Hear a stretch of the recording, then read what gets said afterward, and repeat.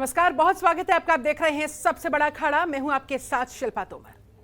पश्चिमी उत्तर प्रदेश, जिसे जाटलैंड या फिर गन्ना बेल्ट या फिर हरित प्रदेश जैसे नामों से जाना जाता है, और इन तीन नामों से इस क्षेत्र की परिभाषा को समझा जा सकता है कि यहाँ किस जाति का सबसे ज्यादा वर्चस्व है, कौन सी फसल यहाँ पर होती है और यहाँ किसानों का कैसा बोलबाला है।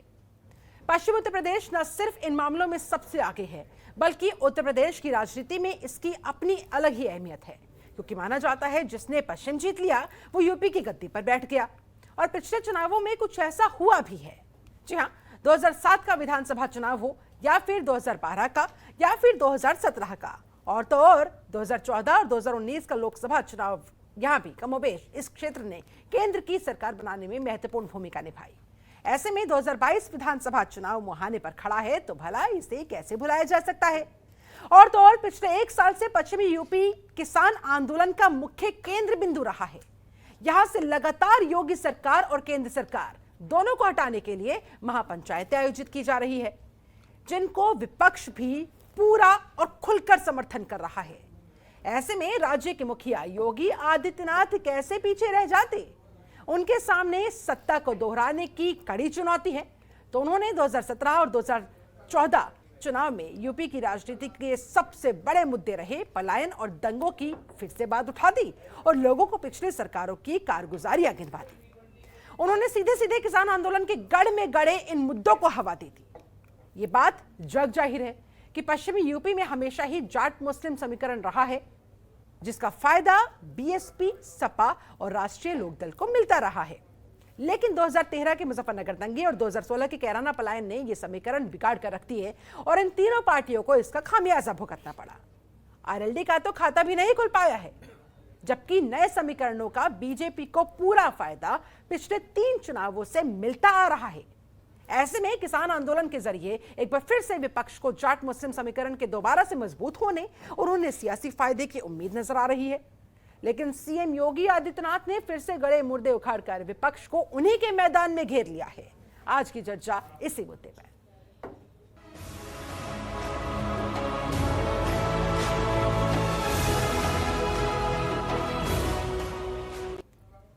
और भी बहुत सारे सवाल खड़े होते हुए, मसलन कैराना बहाना सीएम योगी आदित्यनाथ का किस पर है निशाना, महत्वपूर्ण सवाल जिसका खोजेंगे जवाब। पलायन की उठी बात, क्या यही है किसान आंदोलन की काट जिस पर सभी की निगाहें टिकी हुई है, क्योंकि किसान आंदोलन और उसका असर जग जाहिर है, किसी से छिपा नहीं है। ऐसे में हर कोई इसे अपने अपने पक्ष में करने की कवायद में लगा हुआ। 2022 की लड़ाई घूम फिरकर कैराना पर क्यों आई? मुजफ्फरनगर की गूंज क्या है टिकैत को घेरने की योगी स्कीम? और किसान आंदोलन की काट क्या पलायन के मुद्दे से बन पाएगी बात? आज इन्हीं तमाम सवालों के जवाब खोजने की करेंगे कोशिश। हमारे साथ इस समय एक पूरा खास पैनल बना हुआ है। पैनल का मैं तारुफ आपसे करवा देती हूँ। हमारे साथ अशोक पांडे जुड़े हुए हैं, बीजेपी प्रवक्ता है, बहुत स्वागत करती हूँ सर आपका। कृष्णकांत पांडे कांग्रेस प्रवक्ता हमारे साथ मौजूद है, आपका बहुत स्वागत करती हूँ। राष्ट्रीय लोकदल से प्रवक्ता संदीप चौधरी जी हमारे साथ मौजूद है, बहुत स्वागत है चौधरी साहब। संजय राणा हमारे साथ जुड़े हुए हैं, प्रवक्ता हैं बीकेयू भानु के, आपका भी बहुत स्वागत है। राजेंद्र यादव जी मौजूद हैं, अध्यक्ष हैं भारतीय किसान संगठन के, आपका भी बहुत स्वागत। और संजीव कौशिक जी राजनीतिक विश्लेषक के तौर पर हमारे साथ जुड़े हुए हैं, आपका भी बहुत बहुत स्वागत। चर्चा की शुरुआत संजीव कौशिक जी आपके साथ करना चाहूंगी। मुख्यमंत्री योगी आदित्यनाथ का कैराना का दौरा किस तरह से देखा जाए, क्या समझा जाए? देखिए, अभी तक मेरा मानना यह है कि जिस भारतीय जनता पार्टी के लिए शिक्षा, स्वास्थ्य, रोजगार या बाकी चीज़ें बहुत महत्वपूर्ण हुआ करती थी, कैराना में आखिरी वक्त में आके और घर वापसी की चर्चा करना निश्चित तौर पे भारतीय जनता पार्टी के हाथ पांव फूल रहे हैं इलेक्शन के नज़दीक में। ये दर्शाता है क्योंकि भारतीय जनता पार्टी यदि अपने 4.5 साल या 5 साल जो भी पूरे होने जा रहे हैं, यदि अपने कामों के बदौलत यदि चुनाव के वक्त यदि जाति लोगों के बीच में निश्चित रूप से एक मैसेज आता, लेकिन अभी जिस तरह की बातें हो रही है जो सामने दिखाई दे रहा है, क्योंकि पश्चिमी उत्तर प्रदेश की बात यदि हम खास करके कर लें तो पश्चिमी उत्तर प्रदेश में हम जानते हैं कि तकरीबन 14 जिलों में 71 के आसपास में सीटें हैं विधानसभा की, जिसमें से 51 सीटें पहले से भारतीय जनता पार्टी के पाले में है और एक बाद में एक और जुड़ गया। ये बहुत बड़ी चुनौती है और इस बेल्ट की बात यदि कर लें तो इसमें गुर्जर समाज की बात कर लें या फिर जाट बेल्ट की बात कर लें, ये सारे लोग जो वर्तमान में खास करके किसान आंदोलन से जुड़े हुए उन लोगों की एक लंबी फहरिस्त है, लंबे फौज है, जो लगातार भारतीय जनता पार्टी ने आदरणीय योगी जी को भी चुनौती देता हुआ दिखाई दे रहा है और वो खुलेआम कह रहा है कि नहीं, हम आपके अगेंस्ट में रहेंगे और हम ये अपील करेंगे लोगों से कि आपको मुहरा। हाँ। तो उन परिस्थिति में जहां एक तरफ किसान आंदोलनकारियों ने राय ठान ली है कि नहीं, अब वोट के चोट से ही हम आपको जवाब देंगे, आपने हमारी कोई बात नहीं सुनी। तकरीबन 9 महीने से ज़्यादा हो चुके हैं लोगों को सड़कों पे बैठे हुए, 800 से ज़्यादा लोगों की जानें चली गई हैं और किसान जो भी बैठे हैं उन लोगों के जहन में ये बात है कि सरकार बिल्कुल हमारे प्रति कहीं से कोई यानी कि संजीव कौशिक जी ये कहना चाह रहे हैं कि किसान आंदोलन का कोई कार्ड बीजेपी ढूंढ नहीं पाई, इस वजह से अब ध्रुवीकरण के सहारे नैया पार लगाने की कोशिश में है बीजेपी, इसीलिए कैराना का मुद्दा उठाया क्या? निश्चित तौर पे भारतीय जनता पार्टी के जो तर्कश में तीर हैं वो इसी तरह के तीर हैं जो इलेक्शन आते आते निकलते हैं। ये कोई नई चीज नहीं है। आप जो भारतीय जनता पार्टी के चुनावी रणनीति की जो शैली है उस पर जब गौर करेंगी तो आपको लगेगा कि इलेक्शन नजदीक आते आते तमाम वो मुद्दे जो पहले बिल्कुल हाशिए में होते हैं, वो राष्ट्रवाद का मुद्दा, धार्मिक ध्रुवीकरण का मुद्दा या इस तरह के मुद्दे, आप हमें ये बताइए कि 5 साल के बाद में अचानक घर वापसी का मुद्दा याद आया, कुछ तो निहितार्थ होगी इसकी, कुछ न कुछ तो चल रहा होगा आदरणीय मुख्यमंत्री जी के जहन में। तो जाहिर सी बात है, वक्त राजनीति में वक्त बहुत मायने रखता है और जो जिस वक्त में उन्होंने इस चीज़ को छेड़ा है और आके बैठ के वो उनके अध्यक्ष जिस तरह से कह रहे हैं कि नहीं बाबा जी यहाँ पे हैं, आपको बाहर जाने की जरूरत नहीं है, जितनी मजबूती से ये स्पष्ट रूप से दिखाई दे रहा है कि ध्रुवीकरण ही एक मात्र रास्ता बन गया है, चूंकि विकास की बातें पीछे छूट गई है। जवाब लेते हैं अशोक पांडे जी हमारे साथ जुड़े हुए बीजेपी की तरफ से जवाब देने के लिए। अशोक जी, का प्रयास करिए। बीजेपी को अपना सिंहासन यहाँ डोलता हुआ नजर आ रहा है, कुर्सी खतरे में दिखाई दे रही है, इस वजह से किसान आंदोलन की कार्ड तो आप कोई ढूंढ नहीं पाए, तो कैराना का मुद्दा उठा कर ले आए, क्या जवाब है आपके पास? और ध्रुवीकरण का आरोप तो हमेशा से बीजेपी पर लगता ही रहा है। देखिए, हम कैराना का मामला लाए नहीं, उत्तर प्रदेश में जिस तरह से कैराना की घटना हुई थी, जिस तरह मुजफ्फरनगर का दंगा हुआ था, आजादी के बाद का पहला दंगा, दूसरा इस तरह का कोई दंगा नहीं हुआ था। और तीसरी बात बताना चाहते हैं कि उत्तर प्रदेश में जिस तरह से वहाँ कैराना में लोगों के, हिंदू समाज के लोगों के घरों में देखा जाता था ये मकान बिकाऊ है और वो घर छोड़ के भाग रहे थे, उन्हें परेशान किया जाता था धर्म के नाम पर। आज जब से योगी सरकार आई है, उत्तर प्रदेश में अपराध ने दम तोड़ा है, क्योंकि सब उसके हाथ में योगी का दंड वाला तोड़ा है। आज इसलिए है उत्तर प्रदेश में दम तोड़ा है। यही तो मैं जानना चाह रही हूँ ना, कानून व्यवस्था का मुद्दा आप लोगों के लिए सर्वोपरि रहा, विकास का मुद्दा आप लोगों के लिए सर्वोपरि रहा, तो फिर कैराना का मुद्दा उठाने की क्या आवश्यकता आन पड़ी? हमने नहीं उठाया। जो लोग पलायन कर गए थे वो 50 की तादाद में जो लौटे हैं, तो अगर कैराना योगी जी जाएंगे तो उनका उत्तर प्रदेश सरकार में विश्वास जगा है, इसलिए लौटे हैं, तो निश्चित तौर पे योगी जाएंगे। ये हर्ष का विषय है कि जिस तरह से कैराना की स्थिति थी, मुजफ्फरनगर की स्थिति थी, प्रदेश के किसी न किसी जिले में रोज दंगा होता था, कहीं न कहीं बम विस्फोट होता था। जब से योगी जी आए हैं न दंगा हुआ है, बल्कि उत्तर प्रदेश बिल्कुल चंगा हुआ है। हाँ, विपक्ष जरूर नंगा हुआ है। चलिए, ये तो आने वाला वक्त बताएगा, सबके अपने अपने दावे हैं। संदीप चौधरी जी, मुस्कुरा रहे हैं आप, इस बार समाजवादी पार्टी के साथ आप लोग मैदान में हैं, किस हद तक उम्मीदें हैं? क्योंकि 2017 में पलायन का ये मुद्दा, कैराना का ये मुद्दा समाजवादी पार्टी को ले डूबा था, इस बार क्या उम्मीद है? शिल्पा जी, देखिए मैं आपको कुछ चीजें क्लियर कर दूं। जो काठ की हांडी होती है वो एक बार चढ़ सकती है।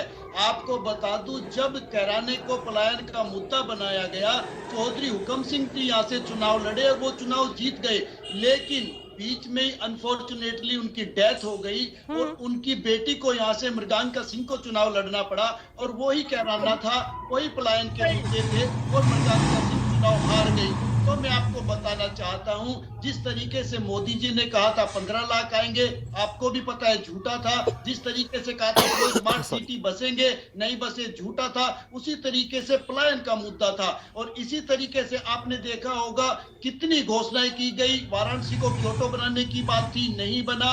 2 करोड़ रोजगार हर साल देने की बात थी, नहीं हुए। महंगाई कम करने की बात थी, नहीं हुई। और एक चीज मैं आपको क्लियर करना चाहता हूं, जनता महंगाई कम कर सकती है। जिस तरीके से जनता ने अभी उपचुनावों में बीजेपी को करारी शिकस्त देने का काम किया और फौरन डीजल और पेट्रोल का दाम 10 रुपए और 5 रुपए कम हो गया। अगर उत्तर प्रदेश और इसके साथ होने वाले 4-5 प्रदेशों में भी जनता ने इनको हार का मुंह दिखाया, तो मैं गारंटी के साथ कह सकता हूं कि ये जो दाम है ये 50 रुपए और 40 रुपए तक आ जाएंगे। तो जनता इनको सबक सिखाने के मूड में है। और आपको बता दूं, योगी जी कैराना क्यों आए? योगी जी कैराना इसलिए आए क्योंकि जयंत चौधरी की जो पश्चिम उत्तर प्रदेश के अंदर आशीर्वाद जनपथ यात्रा चल रही है, उससे घबरा करके वे आए। उनको जाटों की और किसानों की पगड़ी और मुसलमानों की टोपी एक साथ दिखाई दी। उनको ये चीज बर्दाश्त नहीं हुई कि ये लोग एक साथ कैसे आ सकते हैं, क्योंकि वो तो ऐसे बीज बो चुके हैं, ऐसी धरातल तैयार कर चुके थे कि ये लोग कभी मिल नहीं सकते। लेकिन चौधरी अजीत सिंह में विश्वास रखने वाले, चौधरी चरण सिंह में विश्वास रखने वाले लोग एक बार फिर साथ खड़े हुए। संदीप चौधरी, पश्चिमी उत्तर प्रदेश में आरएलडी कितनी मजबूत है? कितनी सीटें आप हासिल कर पाएंगे यहाँ पर?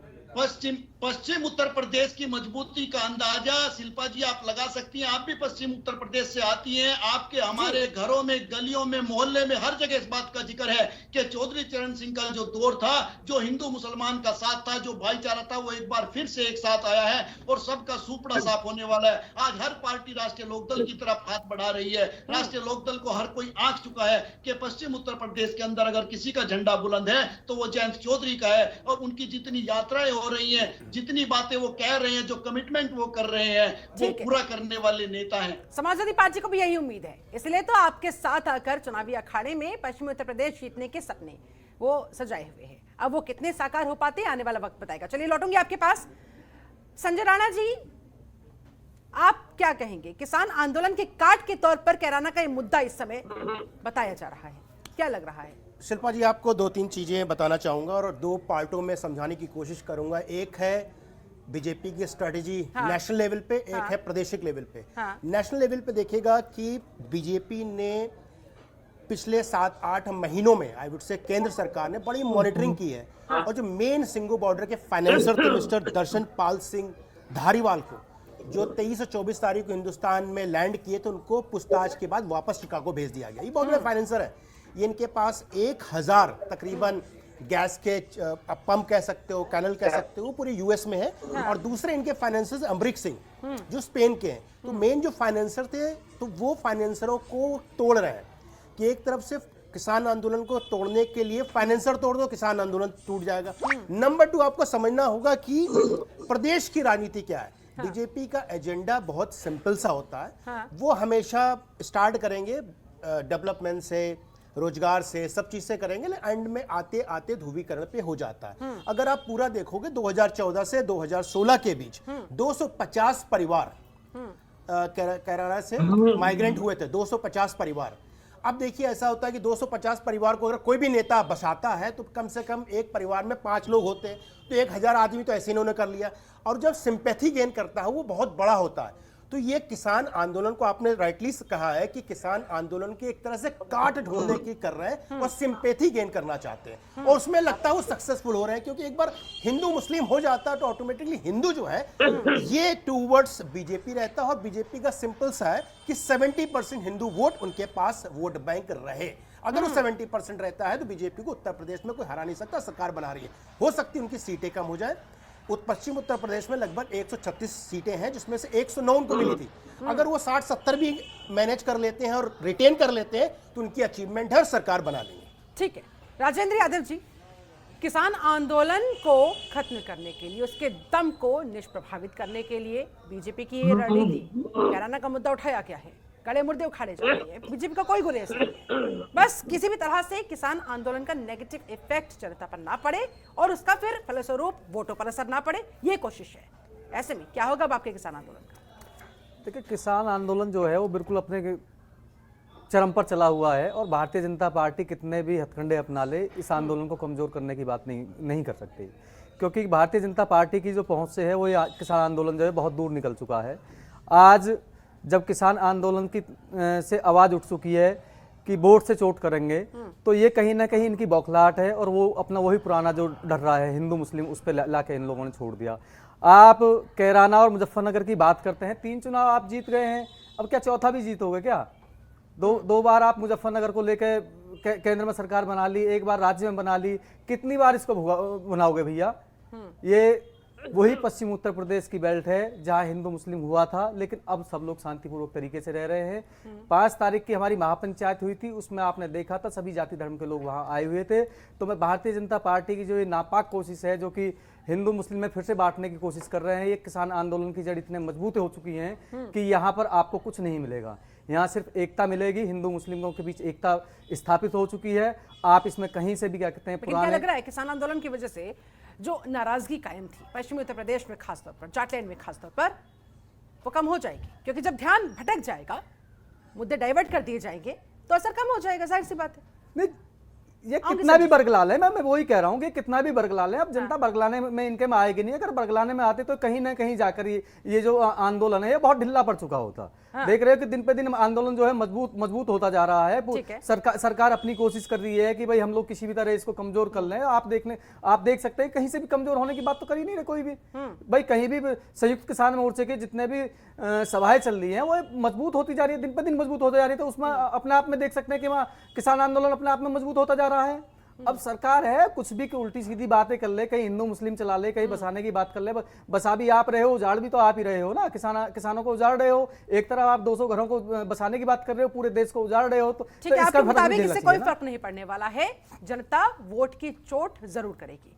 चलिए संजय राणा जी कुछ कहना चाह रहे हैं, उसके बाद कृष्णकांत पांडे जी मैं आपके पास आ रही हूँ। मैं अपने मित्र राजेंद्र जी की बातों से थोड़ा सा इत्तेफाक नहीं रखता हूँ, थोड़ा सा। देखिए, आदमी जब वोट करता है वो इमोशंस पे करता है, ठीक है, और चीजों को धार्मिक आधार पे करता है, जातिगत आधार पे करता है। स्पेशली उत्तर प्रदेश का जो वोटर है जातिगत, अदरवाइज जातों के हिसाब से टिकट नहीं दिए जाते और जातियों के हिसाब से लोगों को मुख्यमंत्री मंत्री नहीं बनाया जाता।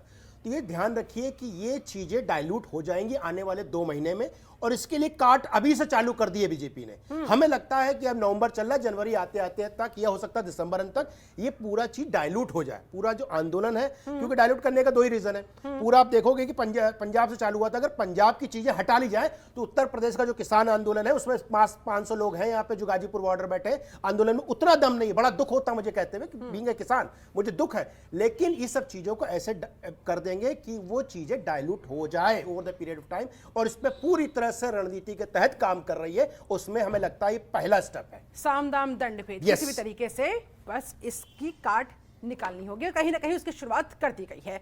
कृष्णकांत पांडे जी, कैराना बहाना सीएम योगी का किस पर है निशाना? जी,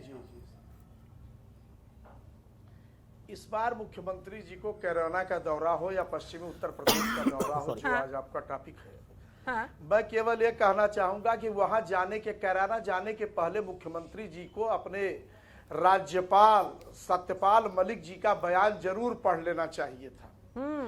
दूसरी बात, भारतीय जनता पार्टी के नेता अगर एक जानवर मर जाता है तो उस पर ट्वीट करते हैं और उसके लिए एक शोक संवेदना व्यक्त करते हैं। अभी इनकी कार्य समिति हुई है जिसमें उत्तर प्रदेश के मुख्यमंत्री इसी जोगी जी ने प्रस्ताव भी राजनीतिक रखा था। एक शब्द 600 किसानों, 600 से ज्यादा किसान पश्चिमी उत्तर प्रदेश में धरने पर बैठे शहीद हो चुके हैं, लेकिन एक भी शब्द उत्तर प्रदेश के मुख्यमंत्री से लेकर देश के प्रधानमंत्री से लेकर राष्ट्रीय कार्यकारिणी के किसी भी सदस्य ने शोक संवेदना नहीं व्यक्त किया। यह उत्तर प्रदेश में यह सच है कि पश्चिमी उत्तर प्रदेश में किसानी ज्यादा होती है, अच्छी होती है, क्योंकि वहां के संसाधन पूरब की तुलना में ज्यादा अच्छी है, ज्यादा किसान मजबूत है, और वह मन बना के बैठे हैं। या चाहे जितना भी हिंदू मुसलमान करना चाहे, या चाहे भी 2017, 15, 14 जितना भी बताना चाहे, लेकिन वहां का किसान एक मन बना के बैठा है कि कब ईवीएम की बटन हमें दबानी है और कब इस फ्रॉड और फर्जी सरकार को यहां से दूर करना है। अभी भारतीय जनता पार्टी के प्रवक्ता तुकबंदी कर रहे थे। याद कर ले कि अब तुकबंदी और जुमलेबंदी और झूठबंदी और फरेबबंदी का जमाना चला गया। पश्चिमी उत्तर प्रदेश के किसान आज इंतजार कर रहे हैं, पूर्वी उत्तर प्रदेश के भी किसान इंतजार कर रहे हैं। आज लागत 600 गुना बढ़ गई है। गन्ना सबसे ज्यादा पश्चिम में होता है। इन्होंने 2017 में वादा किया था कि हम 400 रुपया प्रति क्विंटल देंगे। इन्होंने बढ़ाया कितना? 25 रुपए इस 5 सालों में। अच्छा चलिए ठीक है, आप मुझे ये बताइए, समाजवादी पार्टी तो आरएलजी के सहारे पश्चिमी यूपी को जीतने की कवायद में है, बीजेपी की अपनी अलग ही रणनीति है, कांग्रेस कहां स्टैंड करती है सर? कांग्रेस की जाटलैंड पर कितनी पकड़ मजबूत? हमारे श्रीमती शिल्पा जी सुनिए, श्रीमती प्रियंका गांधी जी की जो प्रतिज्ञाएं हैं, जो हमारे संकल्प हैं, उस संकल्प के आधार पे पूरब हो चाहे पश्चिम हो, उत्तर हो, दक्षिण हो, अच्छा। सारे लोगों का जन समर्थन बड़ी संख्या में हमें मिल रहा है। पश्चिमी उत्तर प्रदेश का भी किसान, चाहे वो संविदा कर्मी हो, हम तो बिजली का बिल हाफ करने की बात कर रहे हैं। हम तो कोरोना के समय में, महामारी में जो लोग परेशान है 25,000 रुपया देने की बात कर रहे हैं। हम तो महिलाओं को टिकट में आरक्षण दे रहे हैं, हम तो नौकरी में आरक्षण दे रहे हैं, हम तो स्कूटी से लेकर। लेकिन दर्शकों से फिर कांग्रेस की बात पर जनता विश्वास कर क्यों नहीं पा रही है? कोशिशें, वादे, दावे हर बार किए जाते हैं, लेकिन हर बार जनता आपको नकार क्यों देती है? शिल्पा जी हो सकता है आप गांव में इधर न जा पाई हो। आप गांव में अगर जाएंगे, आप अपने रिपोर्टर के आधार पर जरा सा पता कर लीजिएगा। अगर इन 4 महत्वपूर्ण दलों में अगर कोई भी विश्वास जनता उत्तर प्रदेश की किसी पर कर रही है तो केवल और केवल कांग्रेस पे कर रही है। इस 32 चलिए वो तो सर आने वाला वक्त बताएगा, 4 बार बसपा, वो तो आने वाला वक्त बताएगा। हर बार चुनाव से पहले ऐसे ही दावे, ऐसे ही वादे किए जाते हैं, लेकिन जब हकीकत सामने आती है जनता की सेवा करने का अवसर तो फिर केवल और केवल कांग्रेस को ठीक है सर, ऐसे दावों को फिर साम भी सूंघ जाता है। चलिए ठीक है, वो तो आने वाला वक्त बताएगा। संजय राणा जी काफी देर से कुछ कह रहे हैं, जल्दी से सर, उसके बाद अशोक जी का मैं कमेंट लेना चाहूंगा। डिबेट में आता हूं तो मुझे बड़ा ही हंसी आती है, फील लाइक टू लाफ, जब ये कांग्रेस के प्रवक्ता बिना स्टैटिक्स, बिना नॉलेज के आके बैठ के बात करते हैं। अभी इन्होंने कहा कि इन्होंने बीजेपी ने 400 रुपए बोला, 450 रुपए बोला था। और आप ये बताइए, आप सीजनल पॉलिटिशियन है, आप प्रियंका गांधी जैसे चुनाव आता है साड़ी पहन के, बिंदी लगा के, अरे मान्यवर 2 चीजें सुनने की आदत डाली, मान्यवर सुनने की आदत डाल लीजिए। इससे 2 चीजें होती है, एक तो आपका स्ट्रेस कम होगा, जिससे हार्ट अटैक आपको नहीं होगा, दूसरा आपका ज्ञान बढ़ेगा। आप कृपया अपना ज्ञान बढ़ा के आए, ठीक है? आप इतनी बात किसान के इतने चिंता को सुन लीजिए भाई साहब, मत बनो। अरे भाई साहब, भारतीय जनता पार्टी के एजेंट के रूप में टीवी चैनल पे ना बनो भाई। किसान है, किसानों की बात कर रहे हैं। आप हमसे बार भी भारतीय आपका ज्ञान लेने के लिए टीवी चैनल पे नहीं बैठे हैं। नहीं, आप ज्ञान ले नहीं सकते क्योंकि आपका ज्ञान नहीं है। ना आपके नेता के पास ज्ञान है, ना आपके पास ज्ञान है, दोनों ही मूर्खानंदन हो। पार्टी के मूर्खानंदन, नेता के पास ज्ञान जितना उतना मुझे पता है, नॉलेज तो जीरो है। अगर हमारे नेता के कितने बार किसानों के लिए आंदोलन किया, कितने बार घेरा, जनता के हाथ में है, जनता को ही लेने देते, पूरी जनता तमाम दलों को देख रही है। ठीक है, किसके दावों में संघर्ष कर रहे हैं, नजर आती है, किसके साथ में जाना चाहेगी वो उसको छोड़ देते हैं। फिलहाल मेरी मजबूरी है, मुझे यहाँ पर रुकना होगा। अशोक पांडे जी, आपका रुक करूंगी। 2022 की लड़ाई घूम फिरकर आखिरकार कैराना पर ही क्यों आ गई? क्या चाहते हैं आप लोग? देखिए, मूल बात यह है, जब हम लोग उत्तर प्रदेश में, देश में कोरोना संक्रमण काल से लड़ रहे थे, जब हम उत्तर प्रदेश को वैक्सीन लगा रहे थे तो ये लोग हंसी उड़ा रहे थे, खाली ट्वीट कर रहे थे। हमने कहा 80 करोड़ लोगों को हम भोजन अन्न देंगे, ये लोग हंसी उड़ा रहे थे। उत्तर प्रदेश में हमने जिस तरह से व्यवस्था की, योगी आदित्यनाथ जी की बड़ाई पूरे देश में हुई, और आज जब चुनाव आ गया है तो ये लोग नौटंकी करने लगे हैं। हमने किसानों के खातों में सीधे पैसा दिया। यही सवाल तो आप पर भी इम्प्लीमेंट होता है कि आज चुनाव आ गया है, इसलिए आपको कैराना की याद आ गई है, किसान आंदोलन की काट नहीं मिल पाई, तो इस तरीके से कहीं ना कहीं कोशिश की जा रही है। देखिए, उत्तर प्रदेश में बिजली आना पहले खबर थी, अब बिजली जाना एक खबर है। उत्तर प्रदेश में गन्ना किसानों का बकाया हमने सबसे ज्यादा भुगतान किया है। उत्तर प्रदेश के अंदर जो चीनी मिलों को सपा बसपा की सरकारें औने पौने दाम में बेचने का काम कर रही थी, उन्हें हमने सुसज्जित अरे तो करने का जनता काम इसीलिए तो किया है। आपके साथ आई थी ना, और इसीलिए तो प्रचंड बहुमत आप लोगों को दिया था। तो अगर आपने वाकई में इन 5 सालों में इतना बेहतरीन, इतना जबरदस्त काम किया है, अशोक पांडे जी सुनिए, अगर आपका काम वाकई में इतना बेहतरीन, तो फिर कैराना पर आने की क्या आवश्यकता थी? मेरा मूल सवाल यही तो है। भाई किराना भी हिंदुस्तान में था, और जो शर्मनाक घटनाएं होती थी हमको भूला नहीं है, उत्तर प्रदेश की जनता को भूला नहीं है। जिस तरह से धर्म की आड़ में हिंदू भाइयों को भगाने का काम होता था, जिस तरह मुजफ्फरनगर 2017 में तो ये मुद्दा काम कर गया, मैं मानती हूँ आपकी बात। 2017 में ये मुद्दा काम कर गया और आप लोगों के फेवर में गया, आप लोगों की सरकार बन गई। लेकिन 17 से अब 22 में, इन 5 सालों में हालात बहुत हद तक बदल चुके हैं। हुकुम जी का निधन हो चुका है, कहीं उपचुनाव, सुनिए उपचुनाव आप हारे हैं, बीजेपी की वो स्थिति नहीं रही है। ऐसे में क्या लगता है आपको किस हद तक अब आपकी बात बन पाएगी? फोन करो, दोबारा फोन कट गया। प्रचंड बहुमत से उत्तर प्रदेश में सरकार भी बनी थी। दूसरी बात, उत्तर प्रदेश में आज हमने जो व्यवस्था की है, या उत्तर प्रदेश में अपराध का राजनीतिकरण हो गया था।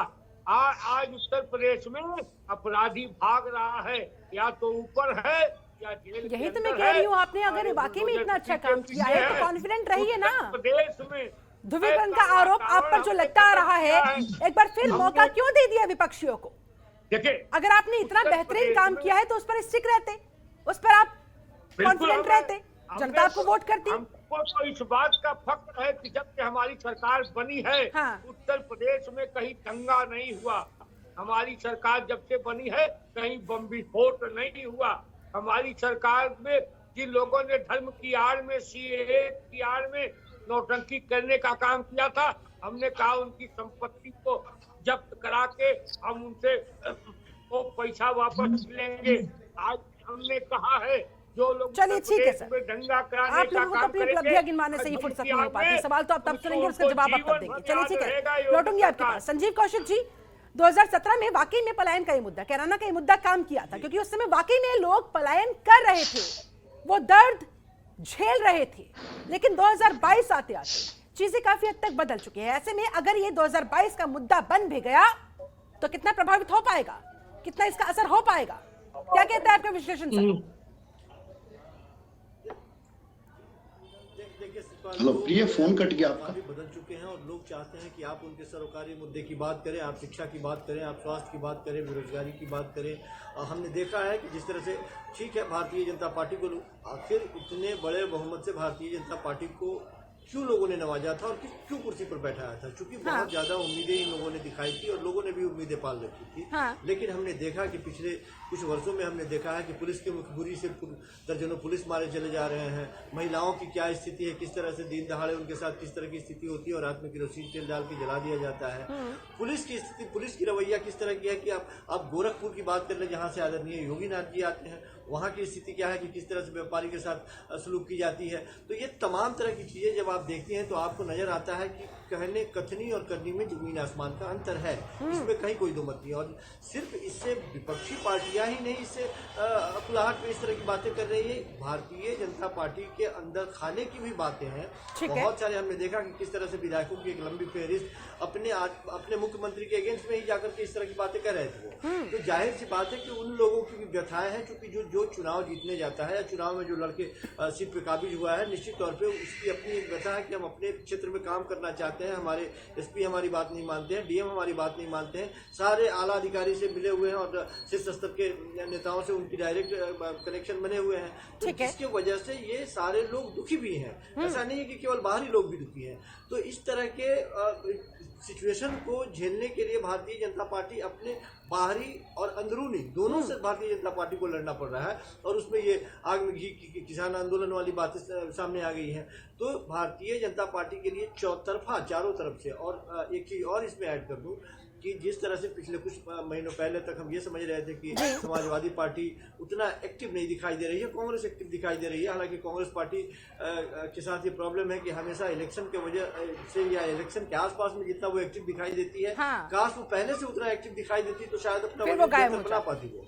लेकिन एन मौके पर उसका एक्टिव होना बहुत ज्यादा फायदा नहीं दिखा पाता है। लेकिन खास करके समाजवादी पार्टी की तरफ जिस तरह से बाकी दलों के लोगों का झुकाव बढ़ता चला जा रहा है, हम देख रहे हैं कि कैसे कैसे चाहे वो बसपा के लोग हों या कहीं किसी और पार्टी के लोग हों, वो जुड़ते चले जा रहे हैं और कारवां बढ़ता चला जा रहा है। यानी कि 2017 से समीकरण काफी हद तक अब बदले हुए नजर आ रहे हैं। ठीक है, राजेंद्र यादव जी, किसानों के सहारे, किसान आंदोलन के सहारे सब अपने अपने हितों को साधने की तो कोशिश कर रहे हैं, लेकिन क्या वाकई में किसानों की किसी को चिंता है? कुर्सी पर चाहे कोई भी काबिज हो, कोई भी दल आ जाए, किसानों की स्थिति में क्या परिवर्तन आ पाएगा? देखिए, किसानों की मांगों पर आगे क्या गौर किया जाएगा? मैं बता दूं, किसानों की जो सबसे ज्यादा चिंता होती है वो विपक्ष को होती है, उसके अलावा किसी को होती नहीं है। वो भी तब तक जब तक वो विपक्ष में, हाँ विपक्ष में है तब तक होती है, क्योंकि यही भारतीय जनता पार्टी है और यही कानून है जिनका भारतीय जनता पार्टी विरोध कर रही थी। तो किसानों के लिए तो कोई ऐसा कुछ करने को नहीं, अब हमारे सिर पर ला के रख दिए हैं, कानून ला के रख दिए हैं कि भैया अब इन्हें झेलो आप, या इनके लिए लड़ते लड़ते 1 साल तो लगभग हमें हो गया है, बाकी देखते हैं कब तक लड़ेंगे। दूसरी बात है, कोरोना काल में ये चीज़ जो लेकर आए हैं वो सबके सामने है कि कहाँ ले आए, कैसे लाए, कैसे हमारे सिर पर रख दिया। बात करते हैं मुजफ्फरनगर की, क्योंकि आज शुरुआत जो हुई है मुजफ्फरनगर की बात हुई है। तो 5 सितंबर की जो हमारी महापंचायती महारैली थी उसमें देख लिया था कि हिंदू मुस्लिम सब लोग वहाँ इकट्ठे हुए थे। उसी की बौखलाहट है, उसी की बौखलाहट इन लोगों ने आज दिखाई है कि ये अब इन्हें जो है कैराना याद आ रहा है, इन्हें हिंदू मुस्लिम याद आ रहा है, इन्हें पश्चिम उत्तर प्रदेश में कहीं ना कहीं पैर रखने के लिए जगह तलाश करनी है, क्योंकि मुख्यमंत्री जी तो पहले भी आ चुके हैं मुजफ्फरनगर में, उस दिन तो इन्होंने कुछ ऐसी बात करी नहीं थी। दूसरी बात है, हमारे साथी कह रहे थे कि भाई 500 लोग बैठे हुए हैं गाजीपुर या सिंधु बॉर्डर बैठे हुए हैं, कि भैया मैं आपको बता दूं कि 500 लोग इसलिए आपको दिखाई दिए होंगे क्योंकि खेती किसानी का काम जो है वो चल गया है, गेहूं की बुआई शुरू हो गई है, आलू की बुआई शुरू हो गई, तो आदमी खेत का भी काम करना है। हमारे सिर पे एक ही जिम्मेवारी थोड़ी है कि हम लोग गाजीपुर बैठे रहेंगे, हम लोगों को तो भैया अपने घर भी चलाने हैं, देश के लिए अन्न भी पैदा करना है, तो अपने काम पे भी ध्यान देना पड़ेगा।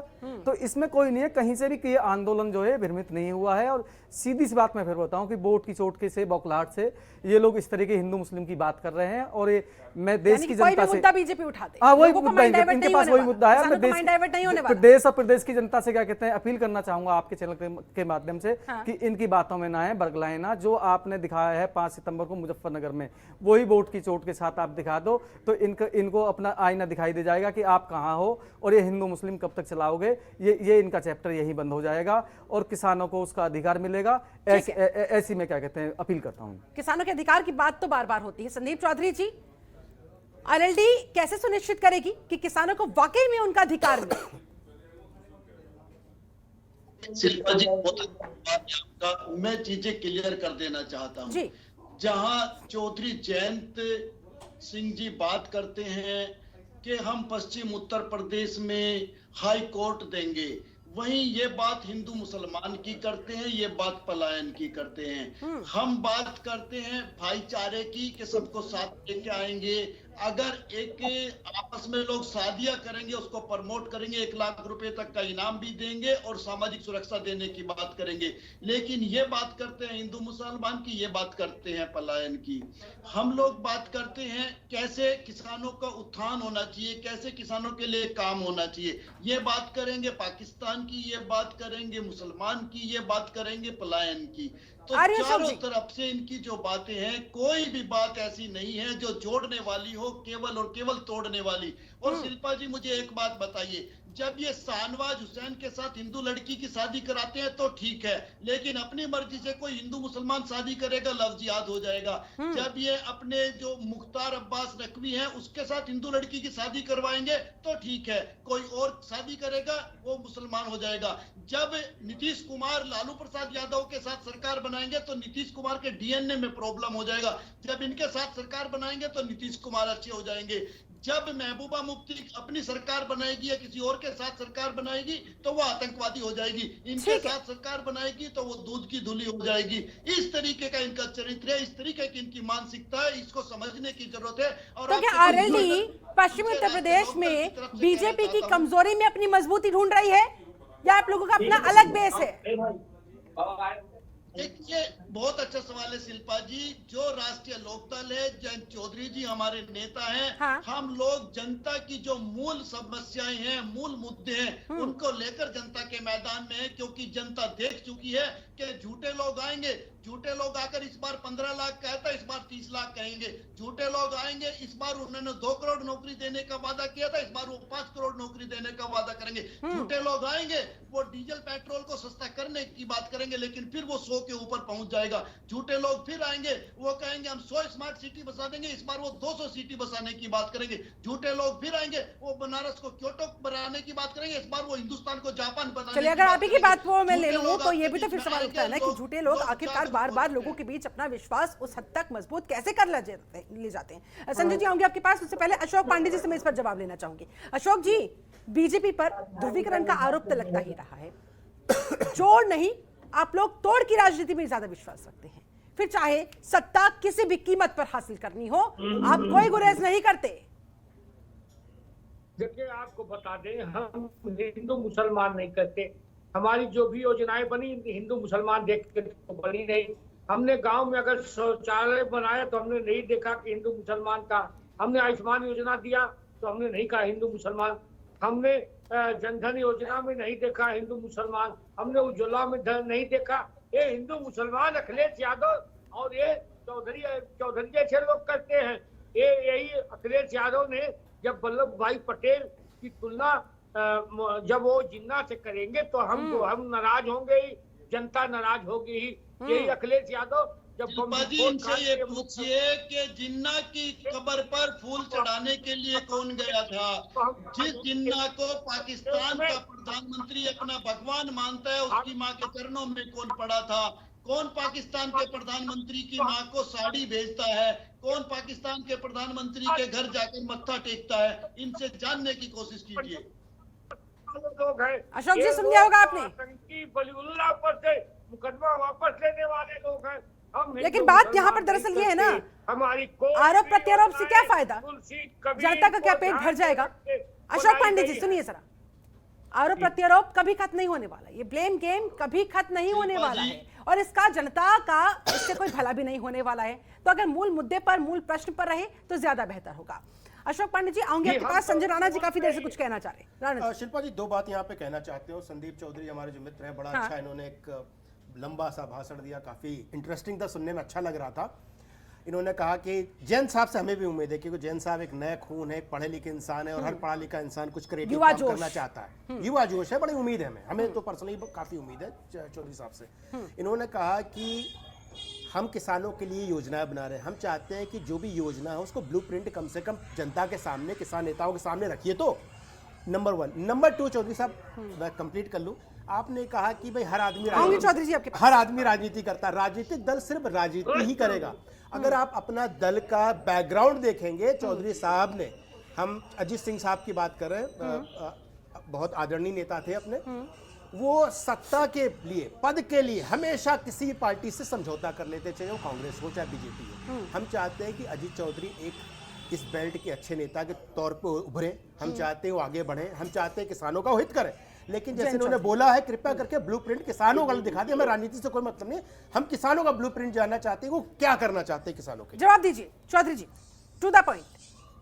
देखिए, बहुत अच्छा सवाल है इनका। मैं इनको बताना चाहता हूं शिल्पा जी, जितने आप पश्चिम उत्तर प्रदेश के अंदर आज खुशहाली देखते हैं, ये गन्ना देखते हैं जाते हुए चीनी मिल में, ये सारे चीनी मिल चौधरी अजीत सिंह की देन है।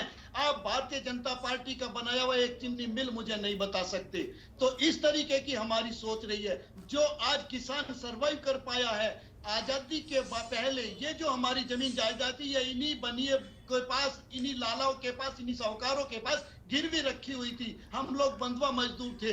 ये चौधरी चरण सिंह की देने के हम और आप आज इस खेती के मालिक है, अपने खेतों के मालिक है, खेती कर रहे हैं। तो इस तरीके की सोच रही है राष्ट्रीय लोकदल की, और हमेशा किसानों के उत्थान के लिए काम किया है और आगे भी हम वचनबद्ध हैं। आपको बोलना चाहिए था, जिस तरीके से किसानों के ऊपर गाड़ियां चढ़ा दी गई, क्या आप उसके ऊपर बोले? 600 किसानों ने बॉर्डर पर जान दे दी, क्या आप उसके लिए तब क्यों नहीं बोले? संजय राणा जी जल्दी। देखिए ऐसा है कि ना, देखिए मैं किसान नेता हूं, किसान हूं, हम राजनीति तो कर नहीं रहे कि इसके लिए दुख व्यक्त करें ना करें, कोई भी आदमी देश में बढ़ता है उसमें हम दुखी होते हैं, ठीक है। जैसे आपने कहा कि भैया चौधरी साहब ने चरण सिंह जी की बात नहीं करेंगे, अजीत सिंह जी की बात करें। चरण सिंह बहुत बड़े आदमी थे, बहुत एक बड़ी हस्ती थे, लेकिन उन्होंने अगर भाई आप सत्ता में मंत्री होगे तो आप ही काम करोगे, हम तो काम नहीं कर पाएंगे, हमें मंत्री पद तो मिला नहीं है। तो आपने अगर चीनी मिल लगाई तो अपने लोगों के लिए लगाई है, किसी पे तो एहसान नहीं किया है। लेकिन आपको ये करना पड़ेगा, आप जैसे बोल रहे हो अगर इसको ब्लूप्रिंट में दिखा सकते हो, जनता को समझा सकते हो तो बड़ी खुशी होगी। लेकिन ये बड़ा दुख भी है मुझे कि आपने एक ऐसी पार्टी से समझौता किया है। अगर आप जाटलैंड में अकेले लड़ रहे होते, हमें पूरा विश्वास है कम से कम 20 से 25 सीटें आपको मिलती अपने बल पे। लेकिन आप ऐसे पार्टी से समझौता कर लियो जो शायद कई लोग उसको पसंद ना करें, हो सकता है जाट बिरादरी पसंद ना करे। चौधरी जी जल्दी से, क्या सपा के साथ ये आ रही आप लोगों पर पड़ना जाए भारी? इनकी अपनी सोच, ये मेरी निजी राय है, ये मेरी निजी राय है। हाँ, आपकी राय हो सकती है, ये हमारी राय नहीं है। हमारी राय है कि हमें सबको मिलके चलना है और ऐसी सरकारों से जो पाकिस्तान के प्रधानमंत्री के चौखट पर जाकर मत्था टेक दे, जो उनके प्रधानमंत्री की मां के लिए साड़ी भेजने का काम करे, जो हिंदुस्तान को नतमस्तक करने का काम करे, ऐसी सरकारों को हटाना है। ऐसी सोच को हमें खत्म करना है जो हिंदू मुसलमान को बांटने। तो अखिलेश यादव कौन सा पीछे रहना चाहते हैं सर? खत्म करना है।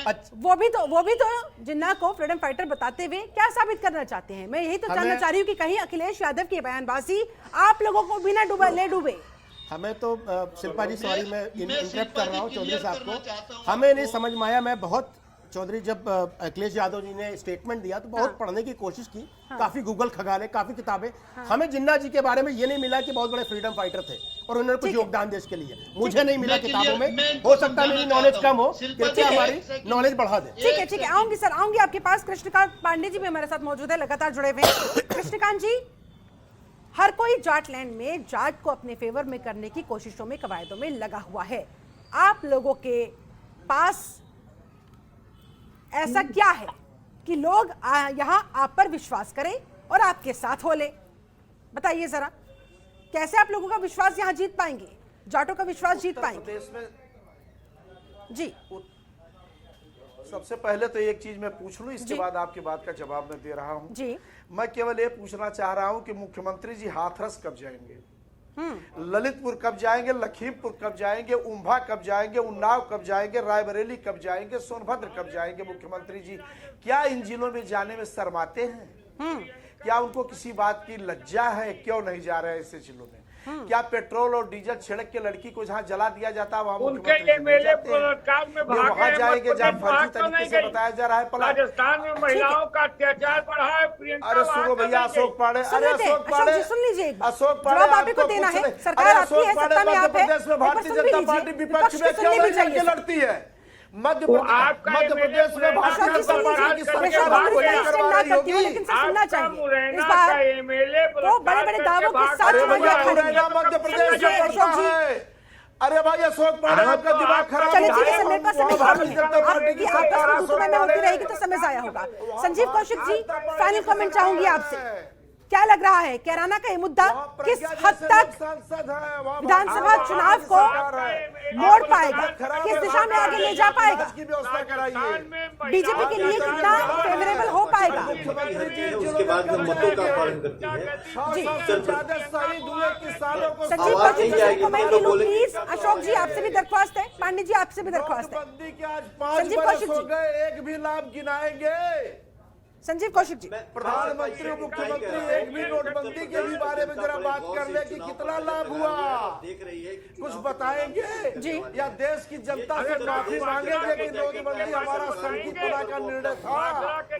अशोक जी का और पांडे जी का प्लीज पेटर डाउन किया जाए। संजीव जी क्या कहना चाह रहे हैं? जनता तक बिल्कुल नहीं पहुंच पा रहा है। सबूत छोड़ते हैं जिसके, हाँ बोलिए सर।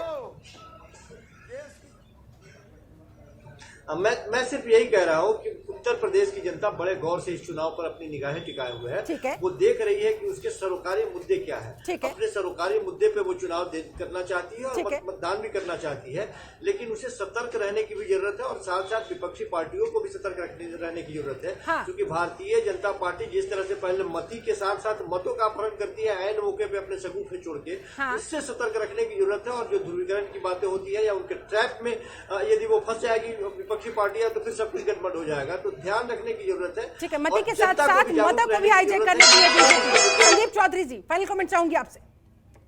विपक्षों को भी सतर्क रहने की आवश्यकता। शिल्पा जी, कैराने की जो बात कर रहे हैं आपको समझा देता हूं। चौधरी हुकम सिंह वहां पे पलायन के मुद्दे पे चुनाव लड़े थे, जीत गए थे, और उसके बाद भगवान को प्यारे हो गए। बीच में उनकी बेटी चुनाव लड़ी और उनकी बेटी वहां से चुनाव हार गई, क्योंकि काठ की हांडी एक बार चढ़ सकती है, बार बार नहीं चढ़ सकती। लोग एक बार कंफ्यूज हो सकते हैं, बार बार नहीं हो सकते। ठीक है, आने वाला वक्त बताएगा। राजेंद्र यादव जी, फाइनल कमेंट आपका जल्दी से सर। देखिए, संयुक्त किसान मोर्चे के मन से बार बार यही कहा गया है कि भारतीय जनता पार्टी जो है वो हिंदू मुस्लिम में क्या कहते हैं आपस में लड़ाएगी, सतर्क हो जाओ और वोट की चोट को देने के लिए तैयार रहिए। तो संयुक्त किसान मोर्चे की तरफ से बार बार ये आह्वान हो रहा है कि भैया कहीं भी क्या कहते हैं आपस में लड़ मत जाना, क्योंकि भारतीय जनता पार्टी एक हो सकता है कहीं ना कहीं इन्होंने दंगे प्लान कर रखे हों। तो उसी के लिए हम लोग सभी को जागरूक करते हैं। और फिर मैं देश की जनता से फिर अपील करता हूं कि भैया इनके चुंगल से बाहर निकलो और अपने हित की बात करो। ठीक है, संजय राणा जी, फाइनल कमेंट आप। शिल्पा जी, देखिए, फाइनल कमेंट में यही बोलूंगा कि हम किसान है, किसानी की बात करेंगे। ठीक है। हम चाहते हैं कोई भी राजनीतिक दल हो, सत्ता हो, विपक्ष हो, हम चाहते हैं किसानों की समस्याओं का हल हो और किसानों के लिए आयोग बने और किसानों का कर्ज माफी हो। ठीक है, अशोक पांडे जी, जाते जाते फाइनल कमेंट आपका। देखिए, हम तो सबका साथ सबका विकास वाले लोग हैं। हमने उत्तर प्रदेश में केंद्र प्रदेश की योजनाओं को लागू किया है। जिस तरह से अभी हमने वो पेट्रोल और डीजल पर के पैसों को कम किया है, जिस तरह से हमने उत्तर प्रदेश में कानून व्यवस्था का राज किया है, जिस तरह से धर्म के नाम पर पलायन कराया जाता था और उनका भय वापस हुआ है। निश्चित तौर पे हमने भय का वातावरण खत्म किया है, सपा बसपा के कुशासन को खत्म किया है। निश्चित है भारतीय जनता पार्टी की सरकार बनेगी। चलिए, बहुत बहुत शुक्रिया आप सभी खास मेहमानों का मेरे साथ इस चर्चा में जुड़ने के लिए, समय निकालने के लिए। तो कुल मिलाकर सबसे बड़ा सवाल लगातार बरकरार है और वो यही कि क्या किसान आंदोलन की काट बन पाएगा मुजफ्फरनगर और कैराना का मुद्दा, या आने वाला वक्त बता पाएगा, और इसका फैसला सीधे सीधे जनता के हाथ में। चलिए, मेरे साथ इस खास चर्चा में जुड़ने के लिए आप सभी का बहुत बहुत शुक्रिया। बने रहे जनतंत्र टीवी के साथ। नमस्कार। खबरों के निष्पक्ष विश्लेषण के लिए सब्सक्राइब करें Jantantra TV and press the bell icon. Never miss any update.